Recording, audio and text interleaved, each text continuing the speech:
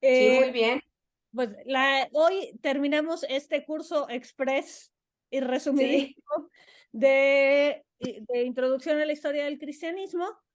Y la idea es como un acercamiento muy general a los principales procesos que han transformado la religiosidad en Occidente y que han transformado el cristianismo en Occidente en los últimos años. Entonces, otra vez de modo muy general, vamos a hablar del tema de la ilustración y la laicización de Occidente, luego una serie de movimientos que se conoce como los grandes despertares y la aparición de nuevas denominaciones no católicas, particularmente en el mundo anglosajón, en el siglo XIX y siglo XX. Luego este movimiento que estamos viendo que surge desde los primeros años del siglo XX, pero es como cada vez más evidente que es como esta difusión en todo el mundo, en el mundo no anglosajón, de los grupos evangélicos y carismáticos. Vamos a dar una breve, asomarnos brevemente de, bueno, qué es lo que pasa en los últimos años con las iglesias ortodoxas, el tema de renovaciones y restauracionismo, o sea, como las distintas respuestas que se han dado desde la Iglesia Católica y otras iglesias cristianas a los cambios sociales y culturales de los últimos 250 años. Y por último, también, o sea, cómo va el tema de los esfuerzos de ecumenismo, que es también una característica de muchos movimientos cristianos de los últimos años.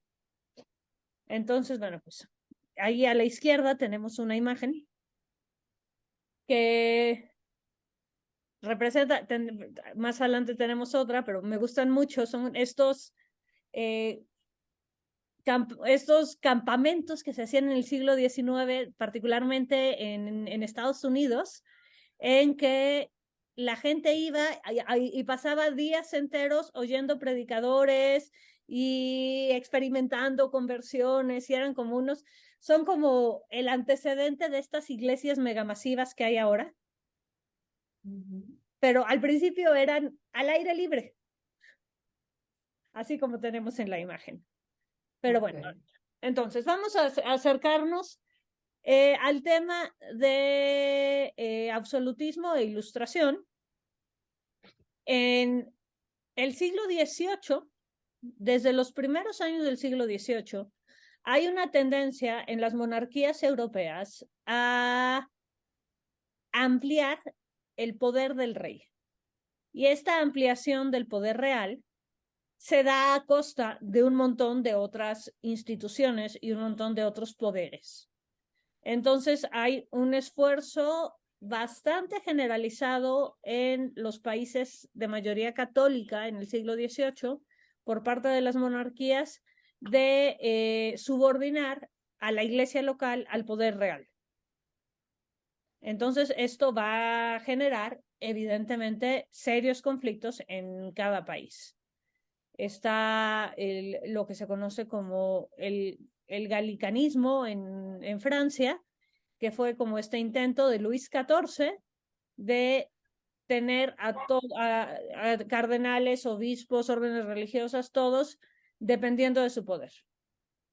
Y está, por ejemplo, el gran cardenal Richelieu, que era consejero personal de Luis XIV y era cardenal. Entonces aquí también ya vemos que se empiezan a mezclar. Entonces eso pasa en Francia, eso pasa claramente en España, con el cambio de dinastía de los Habsburgo a los Borbones, justamente en 1700. Eh, Pasa en el proceso de inicio de consolidación de lo que será en el siglo XIX Italia, pasa en Portugal, pasa en Austria, pasa en el sur de Alemania. Y estos excesos que se van dando por parte de las monarquías empiezan a generar resistencia en la población en general. Entonces, vienen una serie de revoluciones, porque también estamos en la época de las revoluciones. Tenemos primero la revolución industrial, la revolución francesa, la revolución de independencia norteamericana, y luego las grandes revoluciones del siglo XX. Y estas revoluciones, muchas serán en gran medida no solo antimonárquicas, sino incluso anticlericales o antirreligiosas.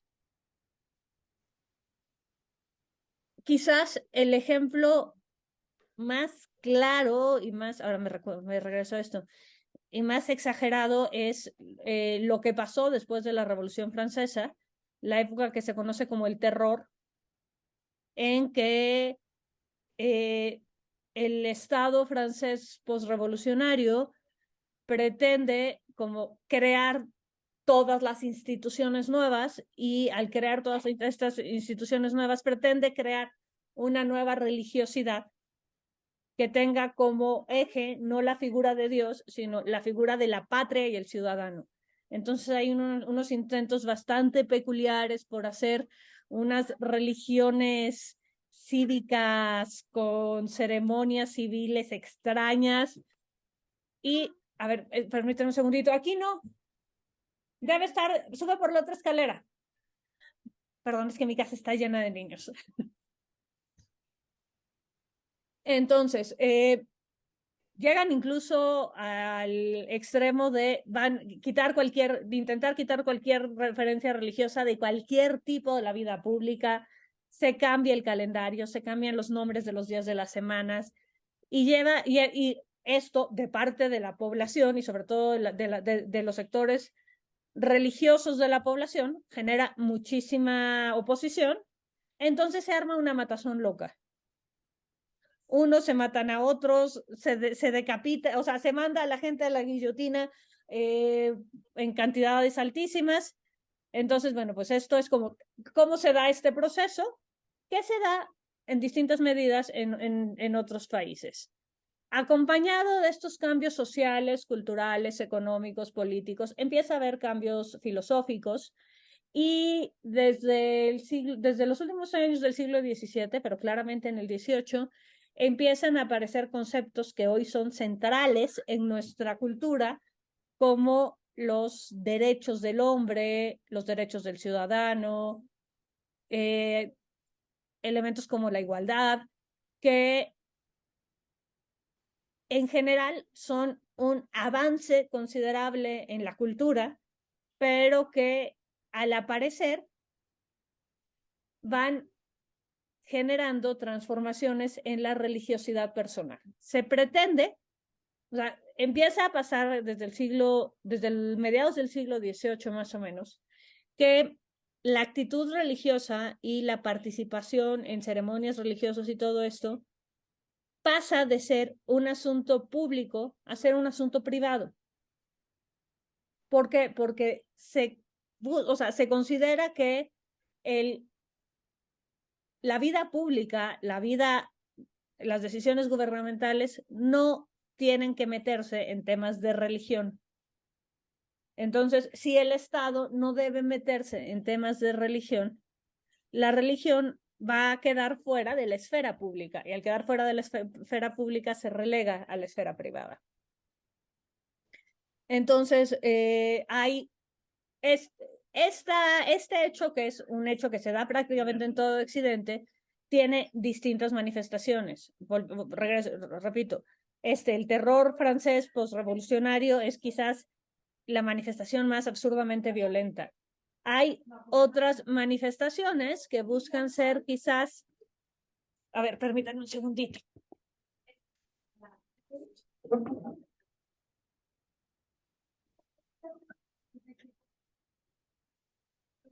Perdón, es que eso no contaba con que iban a aparecer los niños. Entonces,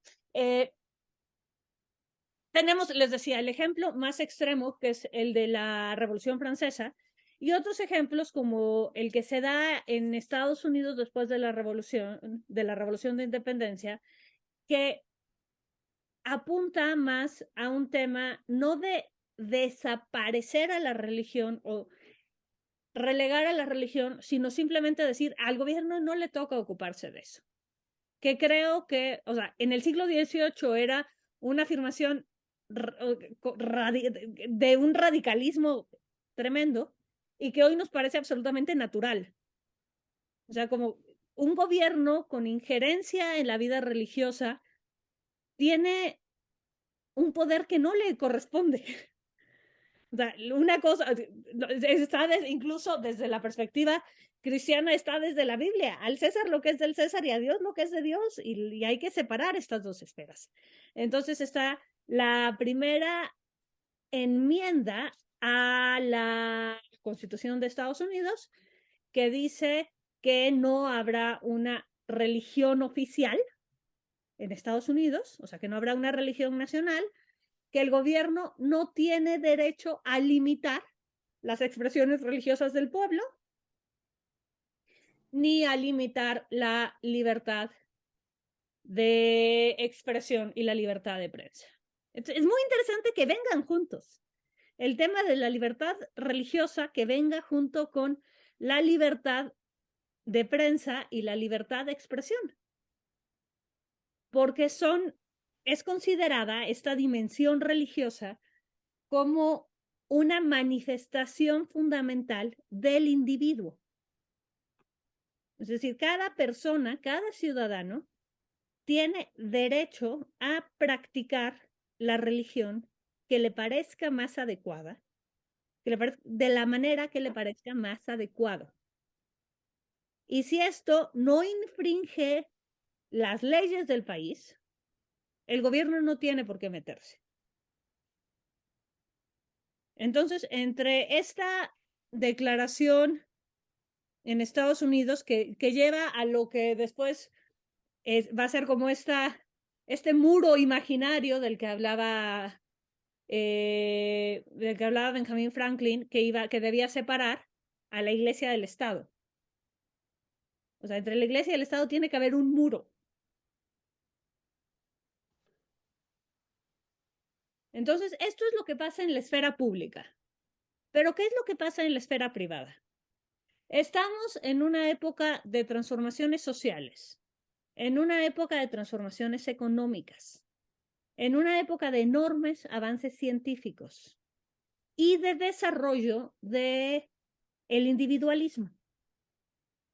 Entonces empiezan a surgir en distintos países en Occidente grupos intelectuales que se van volcando hacia el anticlericalismo, porque consideran que la iglesia o las iglesias o la religiosidad tradicional es una manifestación de lo que los franceses llaman el ancien régime, o sea, el régimen antiguo.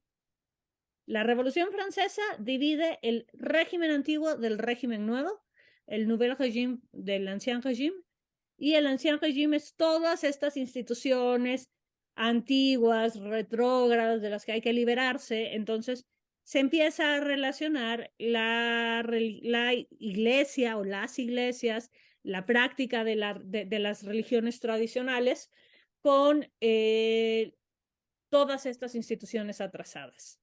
Y se empieza a relacionar el anticlericalismo, el ser libre pensador, con ser moderno.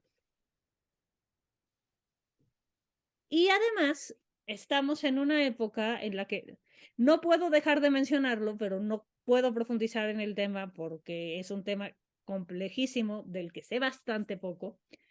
Es la época justamente en el siglo XVIII en que aparece la masonería como una organización de personas, de hombres, que en nombre de la fraternidad universal, de la igualdad, se van filtrando en las instituciones públicas para acabar con las instituciones que ellos asocian con lo antiguo, lo incorrecto, lo ignorante. Y entre estas instituciones, las iglesias cristianas y centralmente la iglesia católica, pero no solo la iglesia católica, las iglesias ortodoxas e incluso el clero musulmán, se ha visto atacado en distintos momentos por grupos o personas cercanas a la masonería. Y esta influencia se mantiene en muchos países siglo XVIII, siglo XIX y hasta el siglo XX. En los últimos años parece que el tema va por otro lado, pero bueno, todavía no lo tenemos suficientemente claro. Pero insisto, el asunto de la masonería es un tema muchísimo más complicado en el que no me voy a meter en este momento porque no nos daría tiempo. Rosalena, una pregunta. Dime, Decías Marisol. que venían juntos la libertad de prensa, de religión y otra que Y de no. expresión. Ok. Era como un paquete que ya se. Sí, o sea, el paquete de yo puedo expresarme libremente. Y este expresarme libremente implica expresar mis ideas en la plaza pública, implica expresar mi religiosidad e implica expresar mis ideas en los medios de comunicación. Gracias. No, de nada. Entonces, tenemos como toda esta corriente que es muy fuerte, siglos XVIII, XIX y XX, de debilitamiento de las instituciones religiosas, particularmente en Europa Occidental, y de pérdida de la actitud religiosa tradicional en Occidente. O sea, esto ha llevado a lo que vemos en los últimos años de iglesias que se convierten en antros o se convierten en tiendas o se convierten en librerías porque ya no tienen culto, que es un fenómeno que pasa en países de Europa Occidental desde hace unos años, pero está muy cerca de empezar a pasar en estas zonas también. Oye, Rosalena, pero en la iglesia oriental no ha pasado eso. De otra manera, lo que pasa en la iglesia, en las iglesias ortodoxas, es que en muchos países ortodoxos pasaron por la época comunista y el Ujú. comunismo era oficialmente ateo y Sí, había muy poco espacio para la práctica pública de la religión. Cambia muchísimo en cada país, cambia muchísimo con las épocas y además las iglesias ortodoxas, de las que hablaremos un poquito más adelante, o sea, no es una sola iglesia, sino son iglesias nacionales. Está la iglesia ortodoxa griega, la iglesia ortodoxa búlgara, la iglesia ortodoxa serbia, la iglesia ortodoxa rusa, la bielorrusa, la ucraniana, etcétera. Entonces, sí hay como muchísima más cercanía entre el poder político y el poder religioso en estos países, hasta antes de la revolución comunista, hasta antes de la llegada del comunismo. Y en muchos países, la caída del comunismo ha permitido un renacimiento del sentimiento religioso que no ha tenido Occidente, porque Occidente no ha pasado como por esta persecución abierta. Es simplemente sí, unir marginando, marginando, marginando, marginando, que también, a ver, o sea, que por un lado genera este mundo secularizado en el que vivimos, pero por otro lado genera, y hablaremos de eso, prácticamente el resto de la clase, genera renacimientos de el sentimiento religioso de distintas maneras en distintos grupos. sí. Gracias. Entonces, pues aquí tenemos otro de estos camp meetings que se empiezan a dar en Inglaterra y de Inglaterra llegan a Estados Unidos y a Canadá, que son parte de lo que se conoce como el primer gran despertar, que es justamente ante esta irreligiosidad en muchas sociedades, se empieza a asociar la decadencia social, la decadencia cultural con la irreligiosidad. Entonces se dan renacimientos del sentimiento religioso y del sentimiento religioso organizado que dan lugar, entre otros, a la aparición de la Iglesia Metodista.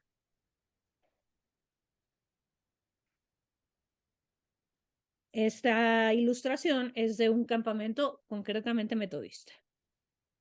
Y también estos grandes despertares dan lugar a la aparición de cada vez un mayor número de denominaciones religiosas, de denominaciones cristianas.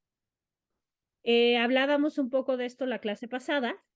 El hacer un conteo del número de denominaciones religiosas es complicadísimo, porque los criterios para decir en dónde empieza una denominación y en dónde termina son súper borrosos.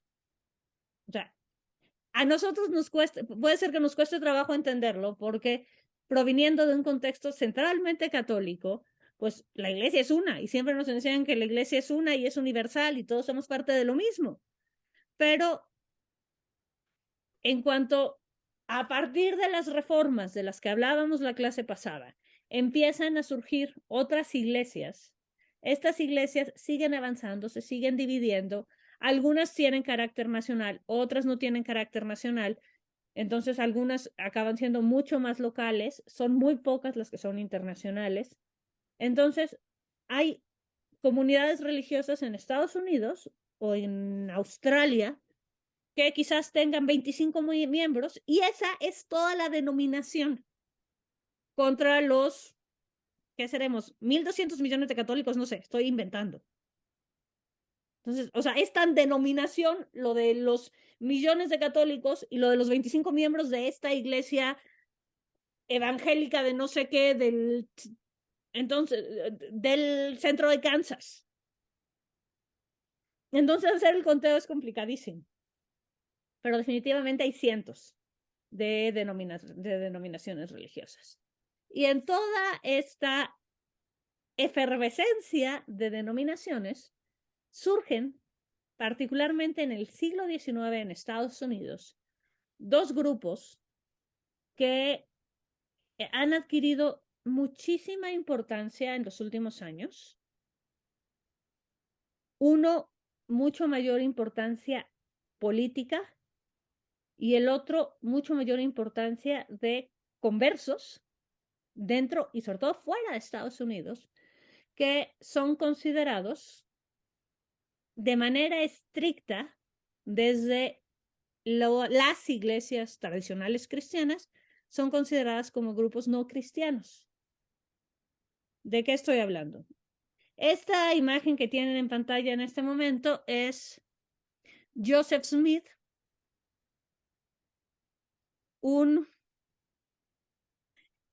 estoy haciendo esfuerzos de objetividad, un chavo de la zona noreste de Estados Unidos, que él y su familia se dedicaban a buscar tesoros con varitas de adivinación.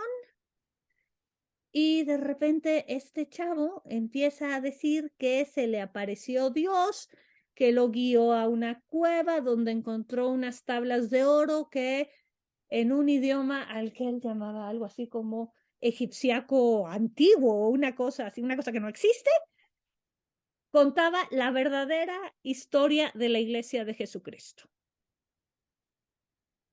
Y entonces este hombre se lleva las tablas a su casa envueltas para que nadie las vea. Nadie nunca ve las tablas.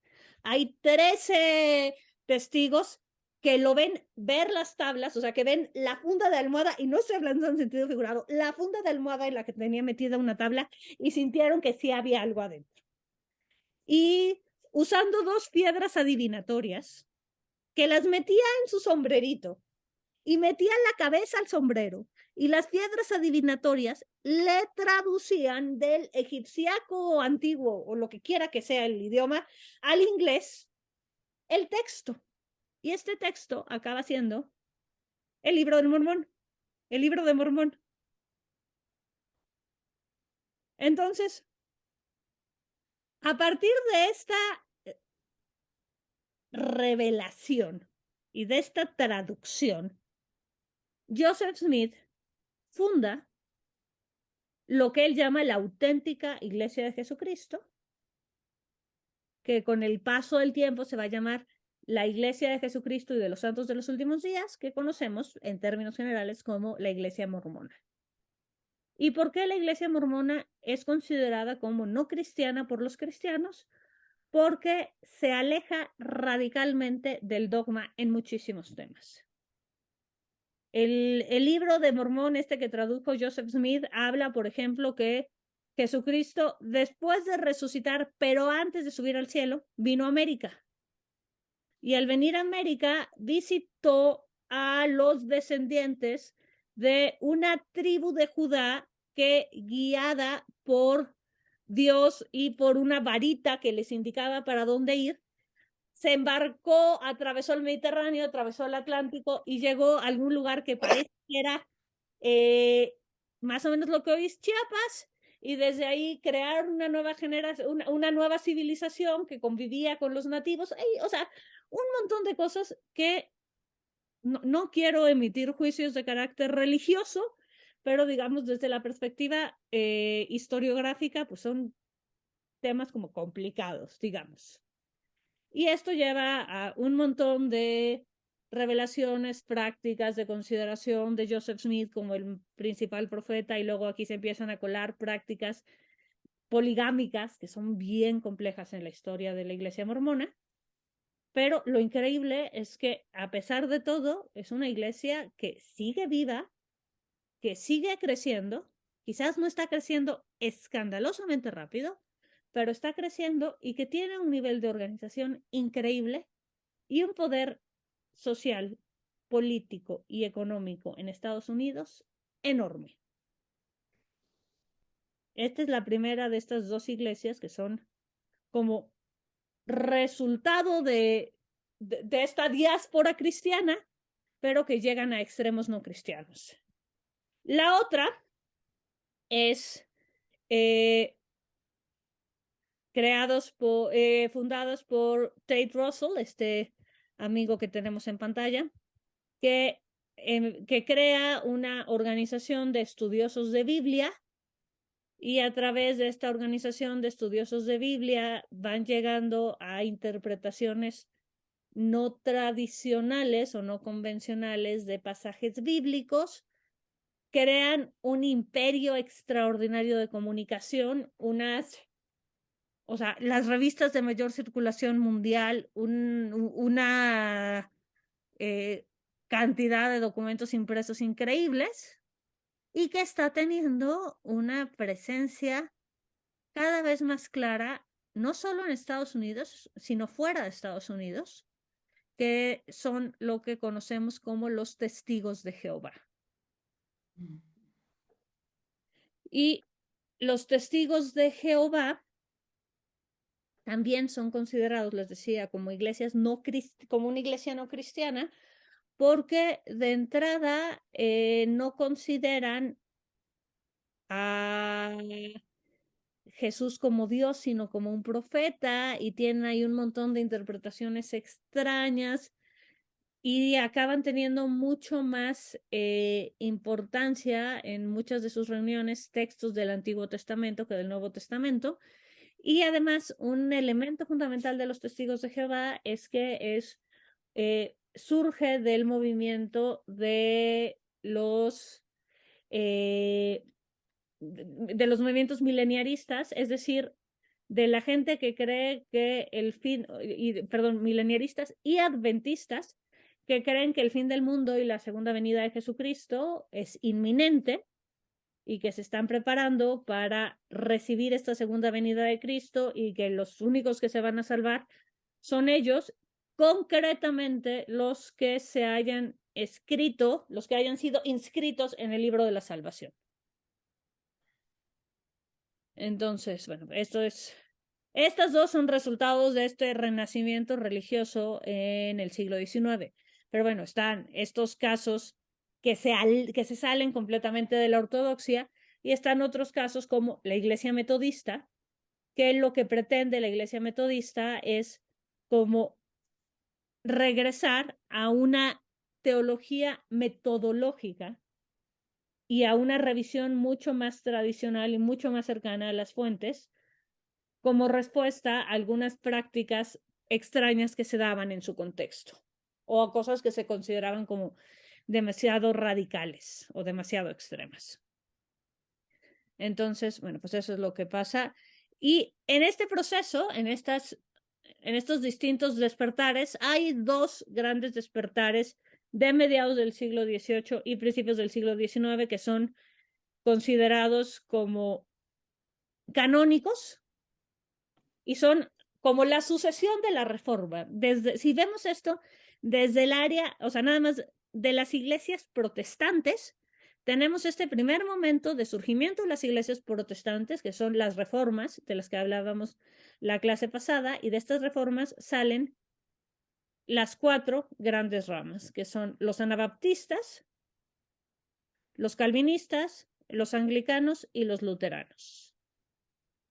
Y estas ramas se van abriendo con el paso del tiempo y en estos dos grandes despertares, que son como las reformas, aparecen nuevos movimientos y nuevas ramas que pretenden ser una respuesta a la situación política, cultural y centralmente religiosa de Estados Unidos, Inglaterra, Canadá en esos años.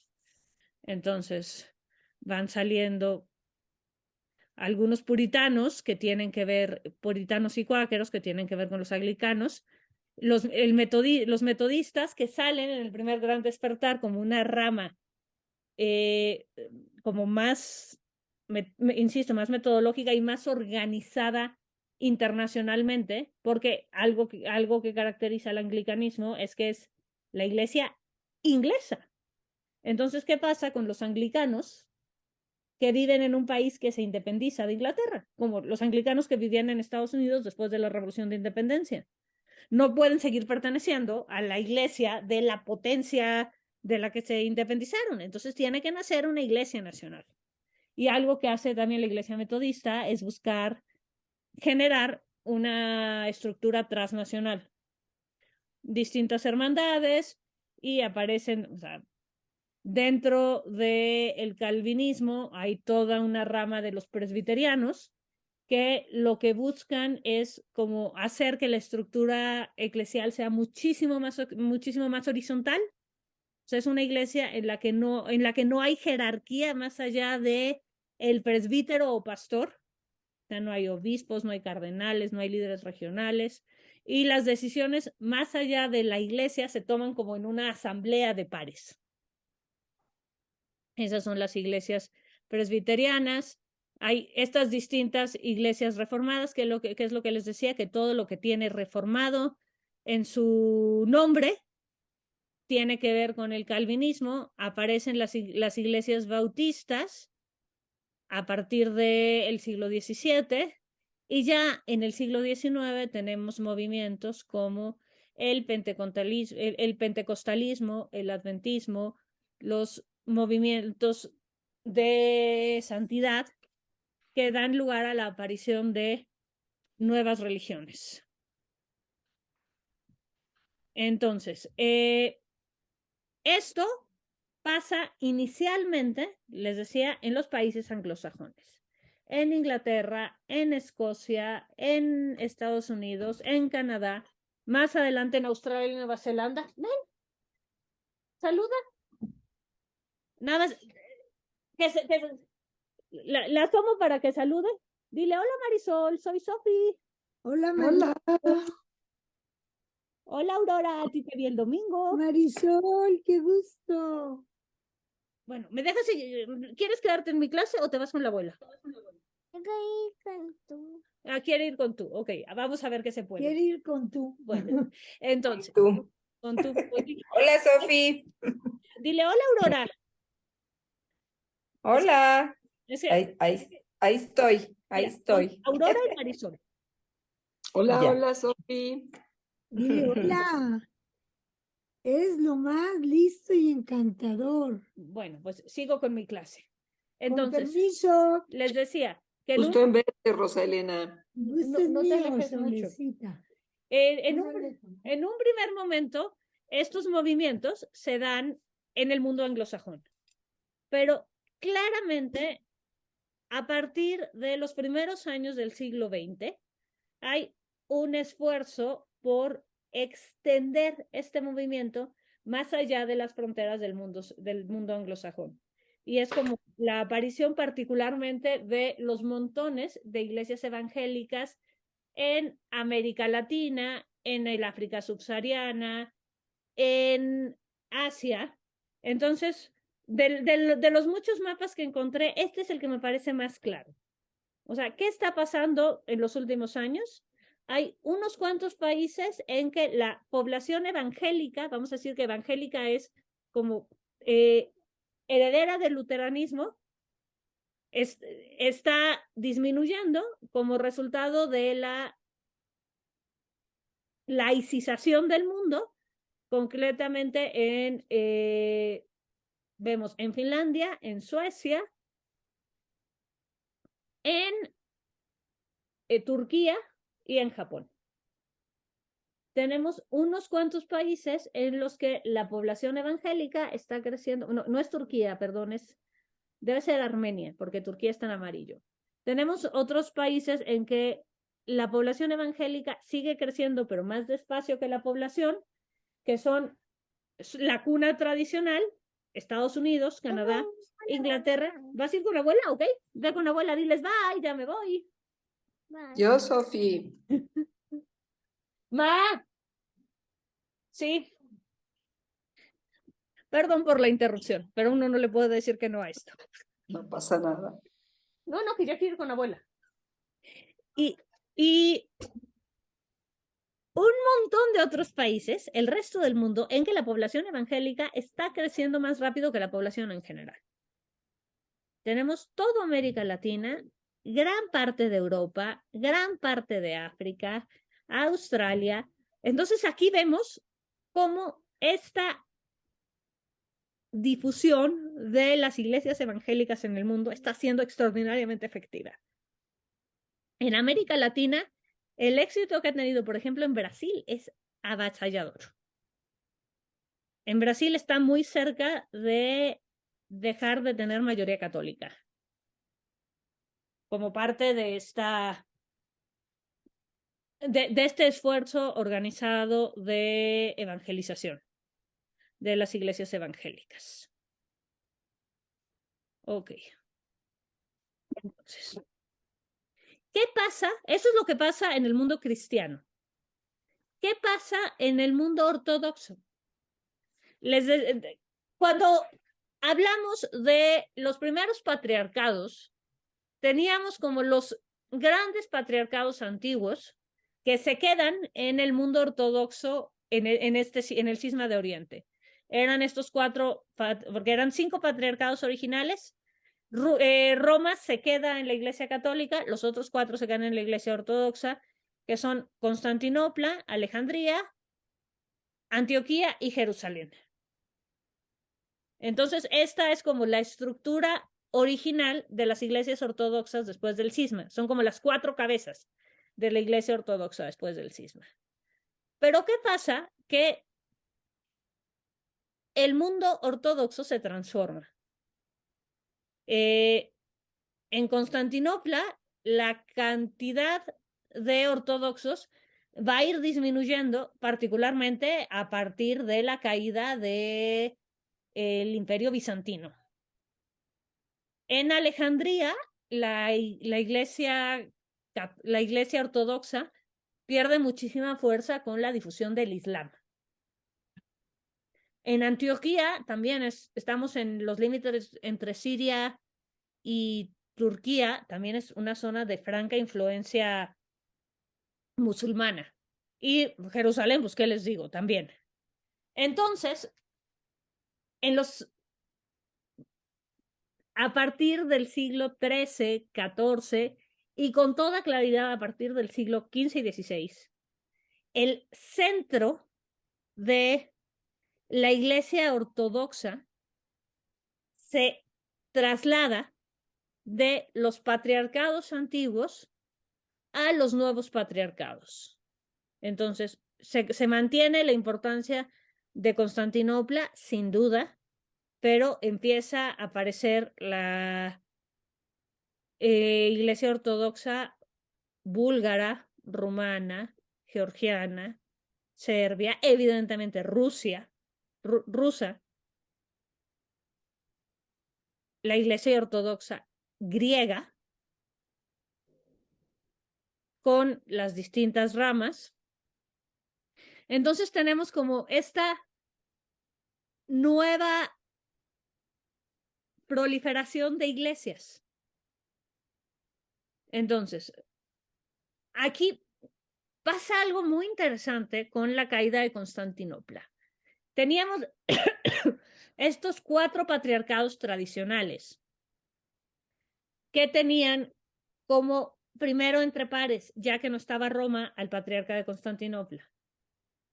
Cuando Constantinopla deja de ser la capital del Imperio Romano Oriental, o lo que nosotros llamamos Imperio Bizantino, la Iglesia Ortodoxa rusa se va organizando poco a poco para reclamar como este patriarcado central.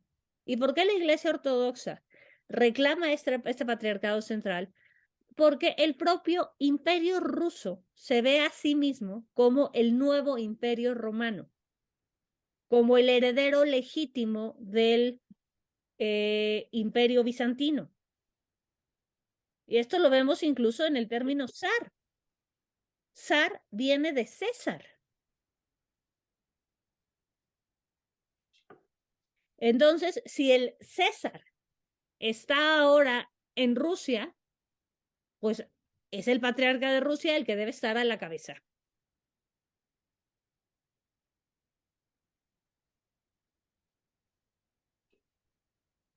Y de aquí viene como toda, o sea, de Rusia salen las iglesias ortodoxas de los países que limitan con Rusia o que se van separando de Rusia, como Bielorrusia, Letonia, Ucrania, Moldovia, China y Japón, porque Rusia llega hasta allá. Y los ortodoxos rusos fuera de Rusia, la presencia ortodoxa rusa.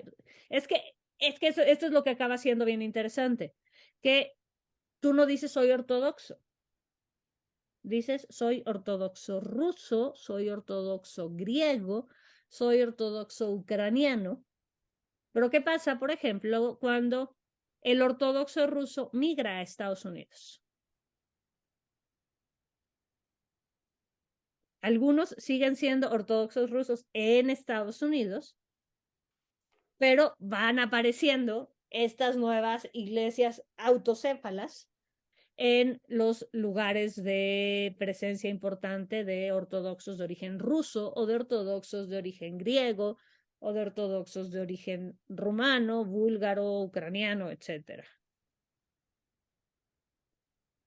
Por otro lado, a la caída del Imperio Otomano, terminando la Primera Guerra Mundial, florecen también como un renacer del patriarcado de Constantinopla, las iglesias ortodoxas en lo que había sido parte del Imperio Otomano hasta ese momento. Chipre, Grecia, Albania, etc.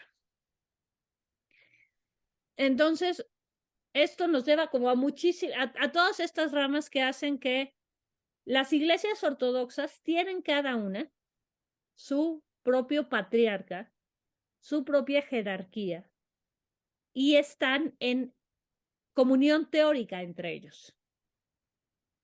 En teoría se ven como la misma fe, como la misma iglesia, pero la diferencia pues es quizás la lengua en la liturgia, las traducciones de los textos, pero si además consideramos que hay una relación muy cercana en muchos casos de las iglesias ortodoxas con los gobiernos locales, los conflictos geopolíticos acaban generando fuertes tensiones dentro de las propias iglesias ortodoxas. A ver, aquí les puse San Basilio, una de las catedrales de Moscú, que es como uno de los centros, quizás, de las imágenes visibles que relacionamos más claramente con la iglesia ortodoxa rusa. Ay, está un poco pixeleado, pero esta imagen de el patriarca Kirill con Putin. El patriarca Kirill, que es el patriarca de la Iglesia Ortodoxa Rusa, es el metropolitano de Moscú, es la máxima autoridad de la Iglesia Ortodoxa Rusa y es amigo cercanísimo de Putin. Entonces, esto hace que, por ejemplo, a partir del conflicto con Ucrania, haya un fuerte componente religioso dentro de Ucrania en el tema de, ok, ¿somos ortodoxos rusos o somos ortodoxos ucranianos? Y en este momento hay dos iglesias ortodoxas ucranianas. Hola Marina, bienvenida. Hay una iglesia ortodoxa ucraniana dependiente del metropolitano de Moscú, que es la iglesia ortodoxa ucraniana de los ucranianos prorrusos, y hay otra iglesia ortodoxa ucraniana nacional, independiente del metropolitano, de los nacionalistas ucranianos. Entonces esto se vuelve todo un tema. Pero tenemos por otro lado esta hermandad que se conserva en otros contextos. Concretamente, yo vi en Viena que la iglesia ortodoxa ucraniana está siendo remodelada y la catedral ortodoxa griega de Viena presta sus instalaciones a los ortodoxos ucranianos para que hagan sus celebraciones.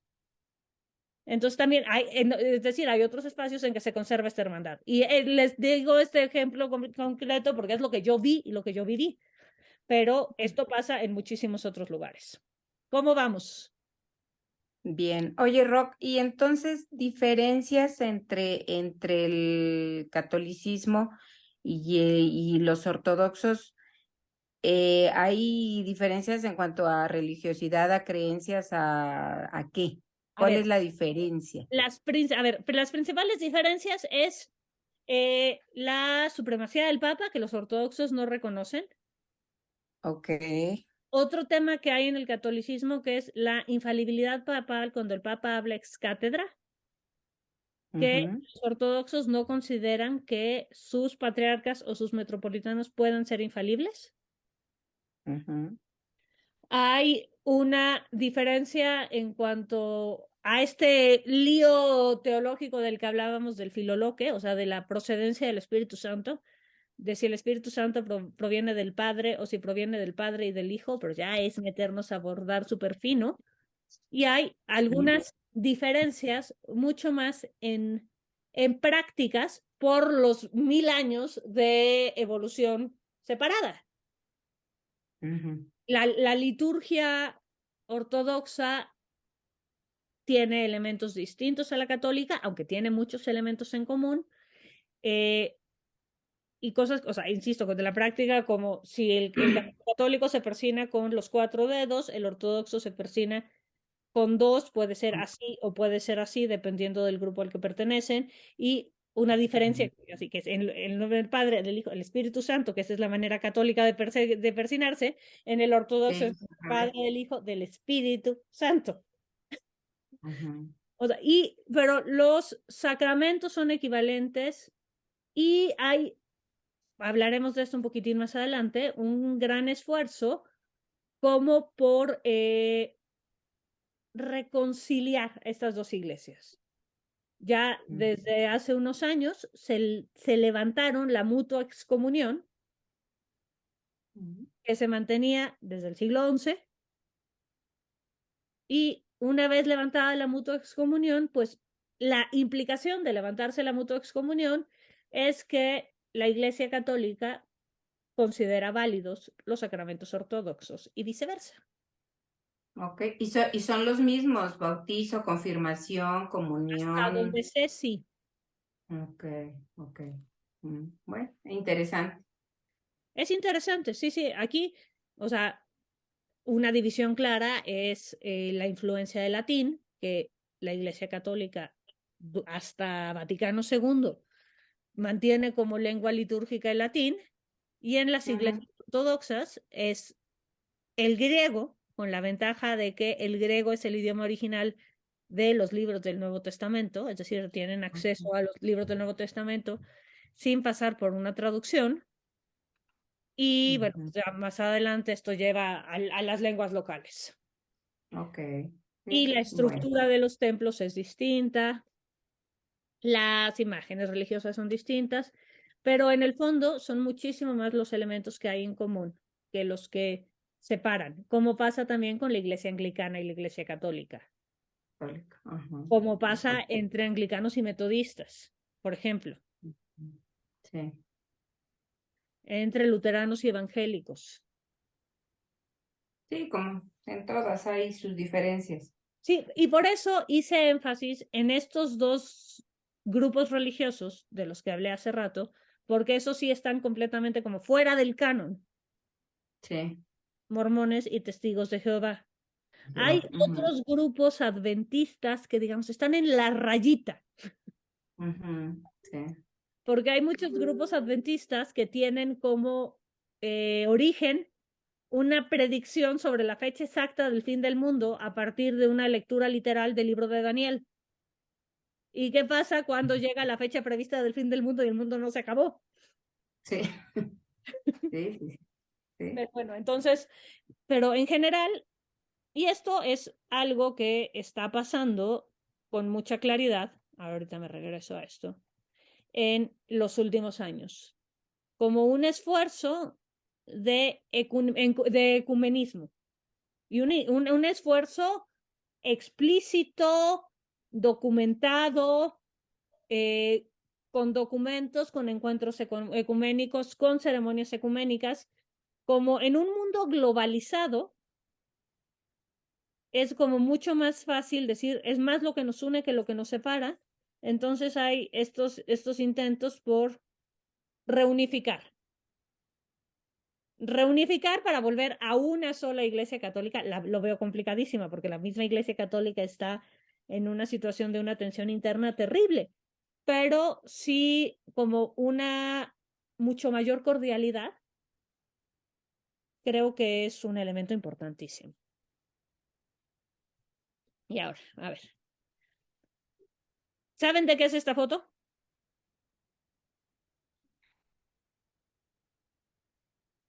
Es Vaticano II. El último gran concilio ecuménico de la Iglesia Católica. ¿Es San Pedro? Es la Basílica de San Pedro. La Basílica de San Pedro.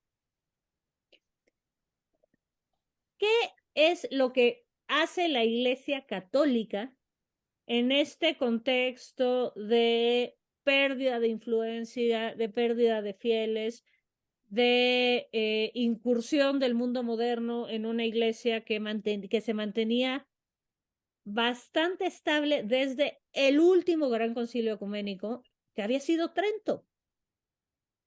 La clase pasada hablamos un poco de Trento, pero creo que más bien lo mencioné y no hablé demasiado de Trento. No. Es este concilio al que convoca la Iglesia Católica como respuesta a la reforma luterana. Y lo que hacen es como tratar de, por un lado, unificar el dogma. La Iglesia Católica antes de Trento tiene un montón de diferencias locales, de ritos locales, de discusiones que no se han aclarado. Entonces Trento, por ejemplo, genera el primer catecismo unificado. Ya se puso claramente por escrito en qué creen los católicos, de qué manera, en qué orden, más allá del credo, o sea, ya un poco más elaborado. Y Trento pretende contrarrestar algunos de los excesos que se habían dado dentro de la Iglesia Católica que dan lugar a las reformas, a Lutero, a Zwinglio, a Calvino, a los anabaptistas, al anglicanismo, etcétera. Que es evidente que algo de razón tenían. Entonces Trento pretende responder a estas inquietudes mientras conserva la unidad. La unidad está perdida y está perdida irremediablemente. O sea, después de la extraordinaria habilidad propagandística de Lutero, no volverá a haber unidad cristiana en Occidente. Pero lo que busca Trento es como reorganizar. Y 400 años después de Trento, la Iglesia, al hallarse en una situación política, económica, cultural, científica, radicalmente distinta a la de 1600, vuelve a convocar a un gran concilio que pretende traer a la Iglesia Católica al siglo XX. Se veía de cierta manera que la Iglesia Católica se había quedado en el siglo XVI. Y es a partir del Concilio de Trento cuando se da, perdón, del Vaticano II, este nuevo concilio, cuando es esta gran reforma de la liturgia, cuando se adoptan los idiomas locales en las ceremonias litúrgicas y una mucho mayor cercanía de la Iglesia al pueblo. Hay muchísimas transformaciones que se detonan en Vaticano II y que siguen hasta la fecha. O sea, muchos procesos que apenas empiezan a andar y que tienen un largo camino por delante. Pero sí es claro que este esfuerzo de modernización de la Iglesia Católica fue relevante. ¿Qué tan exitoso? Pues depende a quién le pregunte. Hay gente que dice que fue demasiado tarde, pero hay otra gente que dice que lo que hizo Vaticano II fue acabar con la esencia del catolicismo. Entonces hay católicos hoy que siguen participando en misa con el rito tridentino, con el rito que surge de Trento y no el rito adaptado a las realidades locales de Vaticano II. Entonces, otra vez nos encontramos con esta gran paradoja que un esfuerzo de modernización y de conservar la unidad también es raíz de división. Pero es lo que pasa cuando esto es resultado de una institución que tiene 2000 años de historia y miembros en todo el mundo. ¿Cómo vamos? Muy bien.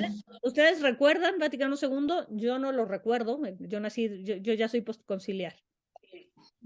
Pero No, ¿cuándo fue esa reunión, Ro? Vaticano II, ahora les digo exactos los años. Por Pero los 60, fue en los ¿no? 60, fue en los 60, sí. Ujú. A mis papás les tocó todavía varios años de misa en latín. Sí, sí, mis papás también. Misa en Sí. latín, la cabeza cubierta de las mujeres en misa, ayuno eucarístico de 12 horas. Se salían de reversa, no podían dar la No espalda. poner la espalda. Otro cambio importante que se da a partir de Vaticano II es prácticamente desaparece la práctica de la misa privada. Okay. Es decir, una misa después de Vaticano II, es siempre una celebración comunitaria.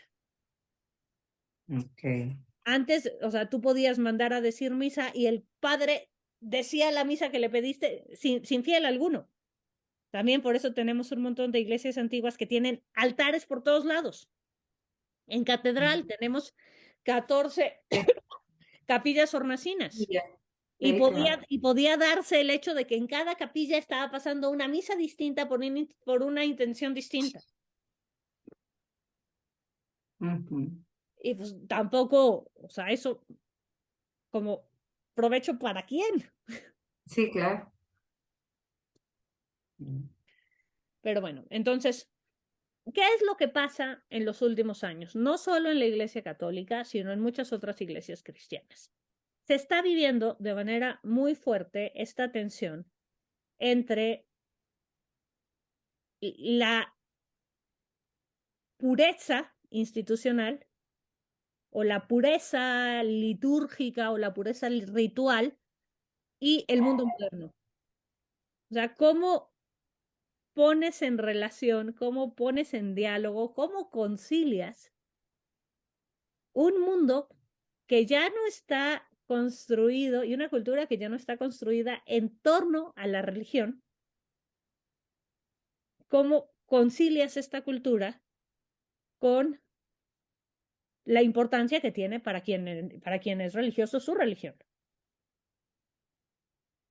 Y entonces, lo que ha pasado a partir del siglo XX y en lo que va del siglo XXI es como esta gran tensión que va llevando a la aparición de dos bandos opuestos.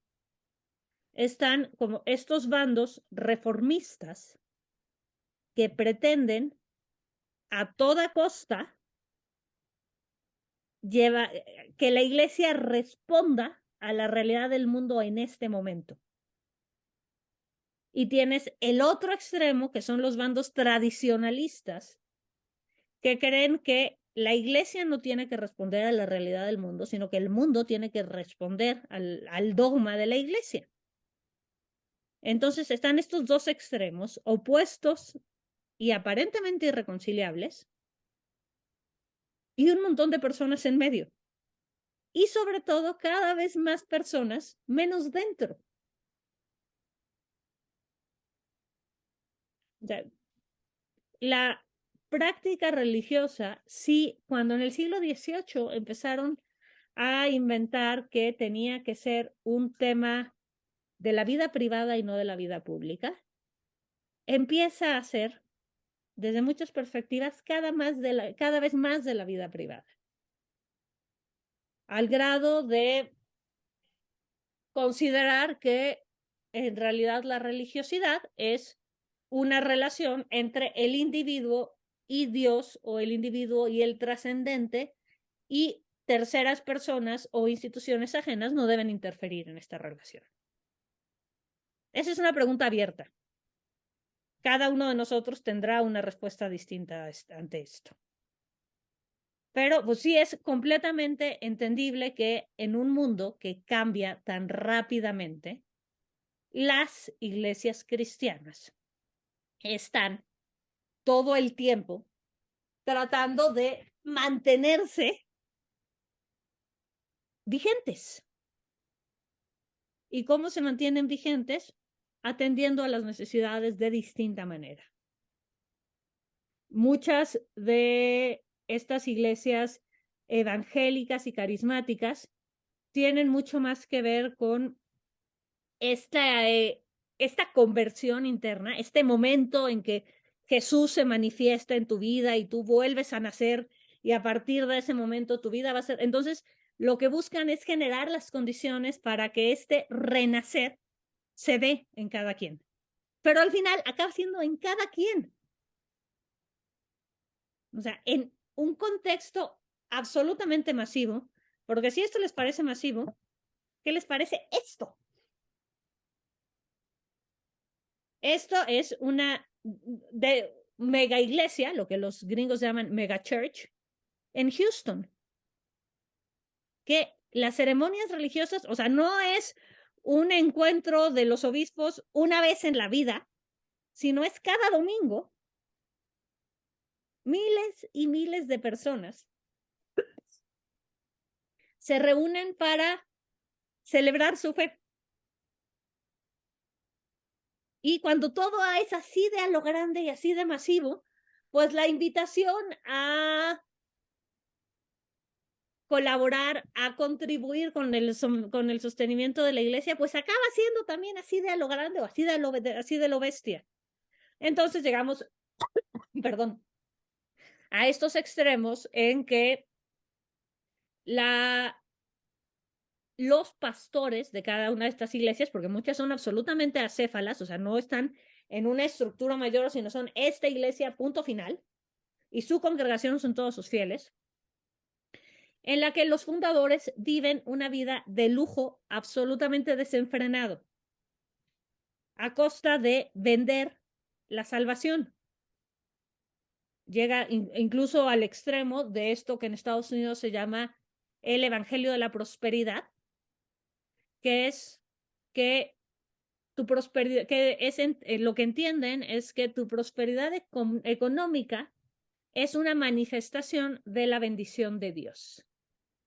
Y la manera de asegurar tu prosperidad económica es donar generosamente, muy generosamente, absurdamente generosamente a tu iglesia. Entonces, acaban como, desde mi perspectiva personal, absolutamente en el extremo contrario al mensaje evangélico que está en el nacimiento de las iglesias cristianas, que es el amor al prójimo y sobre todo al más pobre, al más desvalido, al más necesitado. Entonces, en el momento en que la pobreza es vista por esas religiones, por estas iglesias, perdón, pues son iglesias cristianas, ya no como un resultado de el mal en el mundo, de la injusticia del mundo, sino son vistas como un resultado de que Dios no está con el pobre, pues estamos en un mundo completamente diferente.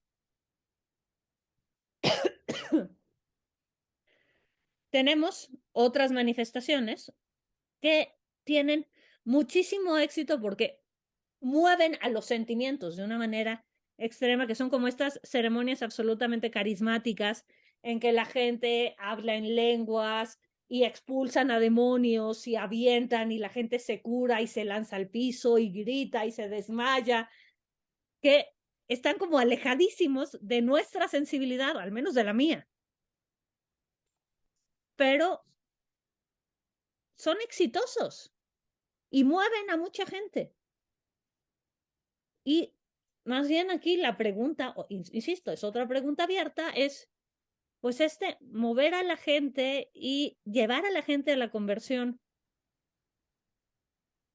¿vale la pena de esta manera? Pues no lo Pero sé. eso es fanatismo, ¿no? O sea, eso ya no es como religión, o sea, eso es un fanatismo. Marina, estoy completamente de acuerdo contigo. O sea, a mí esos extremos no me gustan nada. En general, los extremos me parecen peligrosos, todos. Claro. Pero, pues al final, estos extremos acaban siendo muy cómodo para el que está en el extremo, porque se va generando este discurso de la razón la tengo yo, la única manera válida de ser es como soy yo, y si los demás no se adaptan a mí, pues peor para los demás.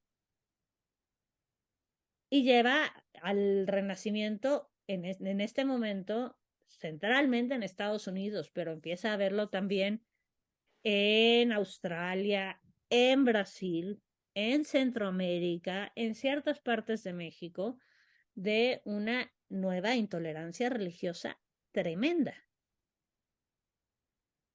Y habíamos pasado de esta religiosidad como una imposición estatal que no era opcional. Si tú eras francés, eras católico hasta punto final, o sea, hablamos antes de la época de Lutero, o si tú eras español, eras católico incluso durante el gobierno de Franco.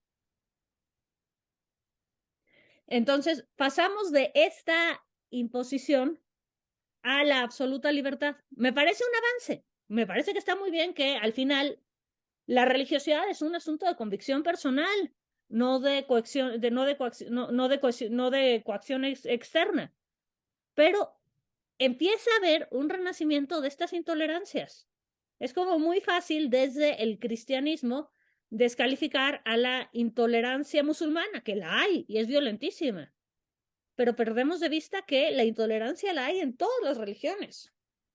Desde Occidente, por ejemplo, en los últimos años, estamos como muy seducidos por la idea de un budismo completamente de hermandad, de paz, de tranquilidad, de desapego, y perdemos de vista que hay manifestaciones de fundamentalismo budismo violentísimo en lugares como en Myanmar. Entonces, cualquier religión puede llevar a estas manifestaciones de fundamentalismo intolerante, violento. que es cuando pues, ya nos salimos como de la lógica, me parece a mí. No quiero dejar de mencionar un fenómeno o un movimiento religioso, concretamente mexicano, que ha tenido una influencia política y económica enorme. ¿Alguien sabe de qué es esta foto? ¿Deja de sufrir o qué? No, deja de sufrir, es creo que brasileño. Mm. No, No, en mi vida la había No, visto. no sé. Ok, este es el templo central de la Iglesia de la Luz del Mundo en, Wow. en la hermosa provincia en Guadalajara. La Iglesia de la Luz del Mundo es un movimiento de carácter evangélico que surge en México en la época posrevolucionaria.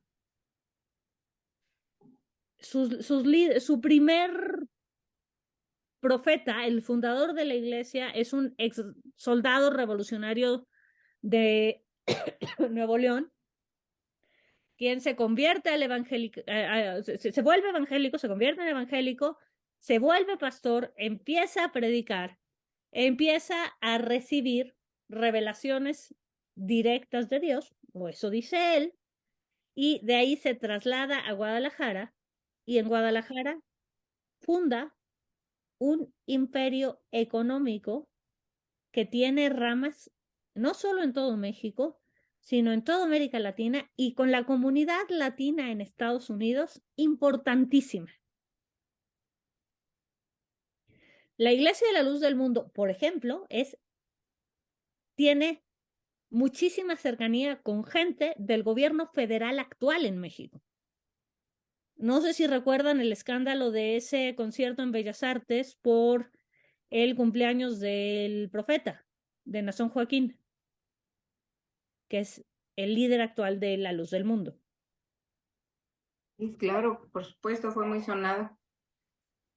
Y fue ya durante la administración de López Obrador, o sea, Sí. es un acontecimiento de vigencia, o sea, Y actual. absolutamente actual. Y, o sea, la Iglesia de la Luz del Mundo, la mayor parte de los fieles es gente muy pobre, gente de origen muy humilde, que aporta cantidades de dinero y de trabajo gratuito a la iglesia que hacen que el profeta y su familia vivan literal como reyes. Dentro de la iglesia, a la familia, a los hijos y hermanos del profeta les llaman los príncipes. Y les parece que lo mejor que puede pasar es que el príncipe traiga la ropa más lujosa y el coche más elegante del mundo. Esta iglesia se construyó con el dinero que aportaron los fieles en todo el mundo, los fieles de la Luz del Mundo, que son muchos miles. Y ya nada más así como esto, con la mayor objetividad posible, ¿saben dónde está Nazón Joaquín hoy? No, ¿dónde está? En una cárcel en Los Ángeles, Sí, es el que está detenido. acusado de pederastia. Ajá. Entonces, pues tenemos también nuestro propio, porque es como muy fácil decir, bueno, ¿qué les pasa a estos gringos azotados? ¿No? O estos nigerianos iluminados que se tiran de cabeza. En México tenemos esta manifestación local de una iglesia que también empieza a alejarse cada vez más de como los límites del cristianismo tradicional.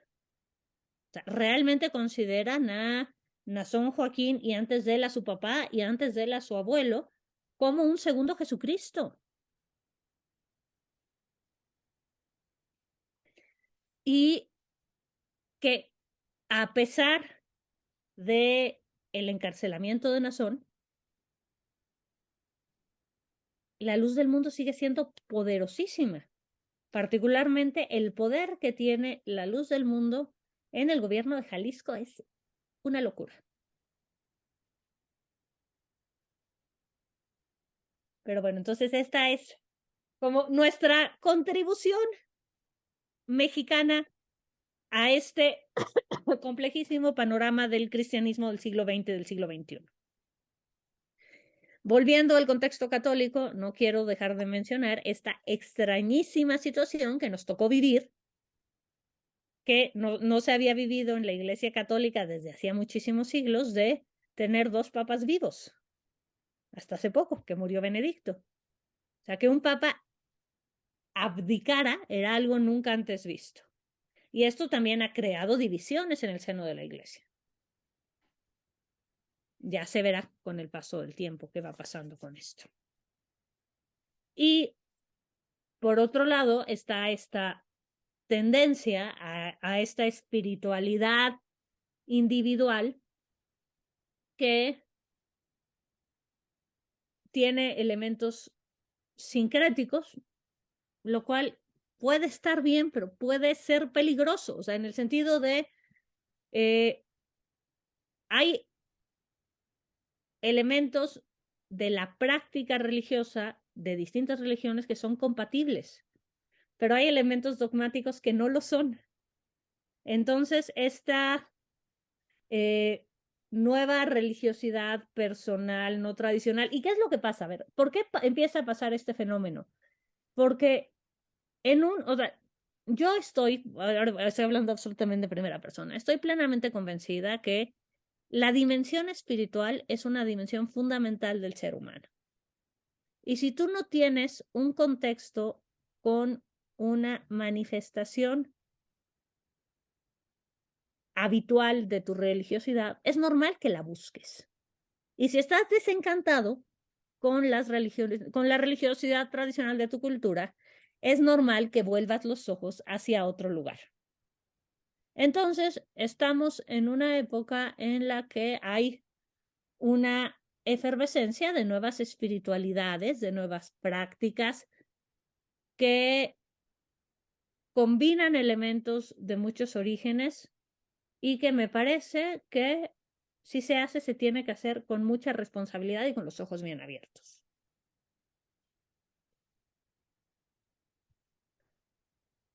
Entonces, como hablando un poco en lenguaje del siglo XXI, me parece un acto de soberbia decir que la verdad absoluta está en mi religión y no en ninguna otra. Pero tampoco es válido decir, pues, todo es igual de válido. O sea, hay elementos de verdad que hay en todas las religiones, pero bueno, ya me estoy complicando, más bien las quiero oír. Acabamos este recorrido a toda velocidad, entonces más bien, ¿qué piensan ustedes al respecto? ¿Dónde creen que estén los retos de las iglesias cristianas del siglo XXI? ¿Y cómo se posicionan ustedes ante esta situación? ¿La sienten cercana, la sienten lejana? Me gustaría oírlas. Pues en lo personal, digo, uno no, hay un dicho muy bonito que dice que uno no puede querer lo que no conoces, ¿no? Entonces, pues sí, hay que tratar de conocer y con un sentido crítico y a lo mejor no tan profundo, pero sí de entender, tratar de entender pues todas las corrientes que hay, ¿no? Muy interesante todo lo que ha pasado a través de la historia. Me llamaba la atención que decías que actualmente hay algunas religiones donde venden los perdones, ¿no? Tanto, o sea, todavía hasta la época, hasta la actualidad, eso lo vivimos en la época de la colonia, de la conquista, Es precioso, o sea, es lo que fundamenta el origen de la reforma de Lutero, y los sí, seguidores de Lutero son ahora los que venden el perdón. sí, Algunos o sea, estamos en el mismo momento. O sea, ¿indulgencias o qué? Las indulgencias, no se llaman indulgencias, bueno, ¿cómo se pero es esto de, o sea, si yo quiero vivir la prosperidad que da Dios, Ok, manera lo que de dijiste. acceder a la prosperidad, mandar un cheque por $50,000 al pastor que está hablando en la tele. Y Sí. pasa. Y creen que de esa manera se están ganando la bendición de Dios. Sí, antes se llamaban indulgencias, ahora pues ponle el nombre que quieras, pero es lo mismo. El Evangelio de la Prosperidad es el nombre como más Sí, dado en este momento. Ok, gracias, sí, Aurora. sí, de nada, Ro. Bueno, yo ahora sí, entré tarde, voy a ver la clase completa, pero este tema de las religiones es apasionante, o sea, como dijo ella, pues hay que conocer, ¿no? Hay que aprender y conocer de ellas. O sea, yo más que nada por cultura, o sea, yo soy católica, no, pues no soy fanática ni así, pero no como que para cambiarme de religión, ¿no? O sea, no me cambiaré de religión, mis papás son católicos, fueron católicos y todo, o sea, como que, no que sea una tradición, pero no tengo interés en cambiarme, pero sí la curiosidad de saber de las demás religiones. Y también pienso que a veces, por ejemplo, nos retiramos un poco de la religión, o sea, no tanto por la esencia o por lo que dice la religión, sino por las personas que llevan la religión, ¿no? O sea, las autoridades o los que dan la cara enfrente son igual como dices, los pederastas que pues hay en todas las religiones o cosas así.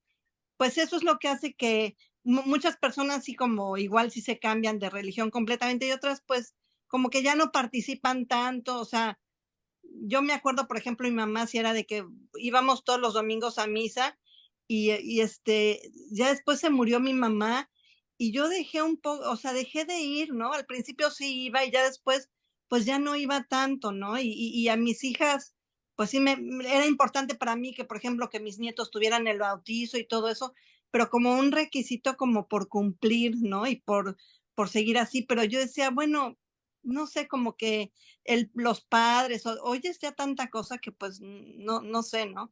Hace que te apartes o que quieras tú llevar tu religión, ¿no? O sea, yo igual rezo, o me persino y a mis nietos, a mis hijas, o sea, todo eso, pero igual y no voy todos los domingos a misa, ¿me explico? Sí, claro. Gracias, Marina. Pues sí, es como ir generando tu Así es. propio camino, teniendo claro cuál es el camino grande. O sea, te quedas dentro de la carretera del catolicismo. Sí. Marisol, me Pues gustaría oír.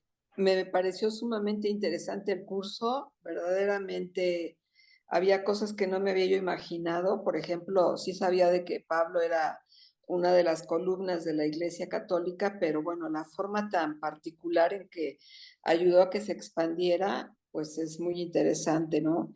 Y bueno, todo lo que fuiste diciendo y todo, pues así es en la civilización, va teniendo sus subidas y sus bajadas y todo, ¿no?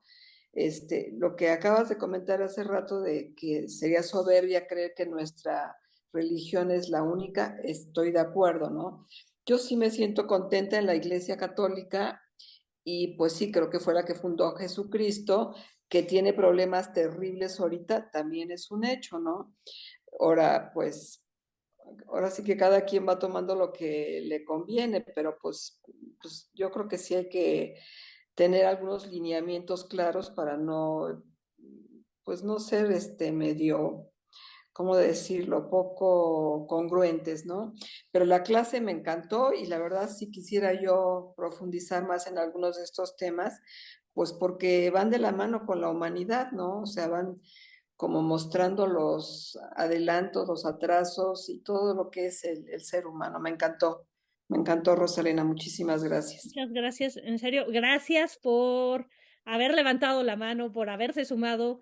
Estamos agradecidísimas, Gaby y yo, porque hayan dado respuesta como este primer llamadito de este proyecto que empezamos a construir. Les agradezco mucho como el haberme tenido paciencia estas 6 horas